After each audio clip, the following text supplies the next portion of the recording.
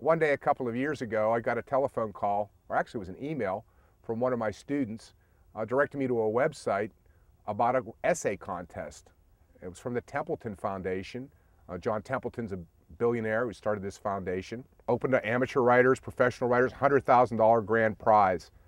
And the essay was called the Power of Purpose Essay Contest. What is the purpose of life? In 3,500 words, what is the purpose of life? I've never written anything before. How could I possibly win this contest? And another old student of mine came, I was at the offices of our nonprofit. He came walking by one day and he said, how's it going? I said, well, not very well. I said, I'm not doing very well at all, and I only have a couple of days to get this darn thing done before the deadline. And he said, why don't you write that essay about Brother John? Why don't you write an essay about Brother John, that story about that monk down at the monastery you like to tell so much? I thought, wow, that's great. I think I'll do that.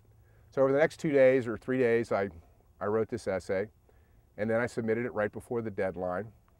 And about 5 months later, I was at home one afternoon. It was in the afternoon, I remember, and the telephone rings, and there's a whole bunch of people on the other end of the phone laughing and joking, and they're on speakerphone. I was absolutely certain that it was a bunch of my buddies, because that's the kind of friends that I have, who were just really jerking me around.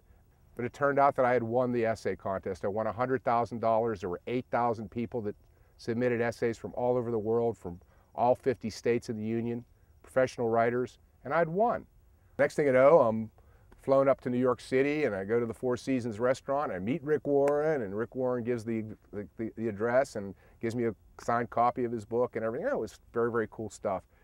And over the next weeks and months, all kinds of things happened for me. I got great publicity, and people started calling about doing a book contract and all that kind of stuff. Suddenly, it looked like I had a whole new career opening up in front of me.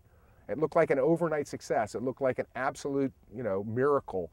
And if you really think about it, and the way I thought about it, so this is magic. This is absolutely magical. How could this have possibly happened to me? And then one day I was talking to my brother Chris, and my brother Chris tells me, he says, he's a lawyer, and he said to me that he had been talking to one of his colleagues. And the attorney said to him, you mean to tell me that your brother sat down and wrote an essay that in a couple of days, that he'd never written anything else in his life, and he wins $100,000? He says, man, is your brother lucky. And my brother said, you don't understand. My brother's been working on that essay for 35 years. And when I thought about that, I thought to myself, wow, he's right. That everything in that essay, everything that I had spontaneously, I guess, put into that essay in a couple of day period had really stemmed from a lifetime of spiritual seeking. And I realized that nothing is wasted. All the agony that I'd gone through over all those years, all the ecstasy that I'd experienced, all the wonderful teachers that I'd encountered because I went looking for them, from a wild West Virginia hillbilly Zen master to an IBM executive to a psychologist to monks at an abbey. All the teaching and reading that I'd done, everything had a payoff. Everything had come together in this one essay.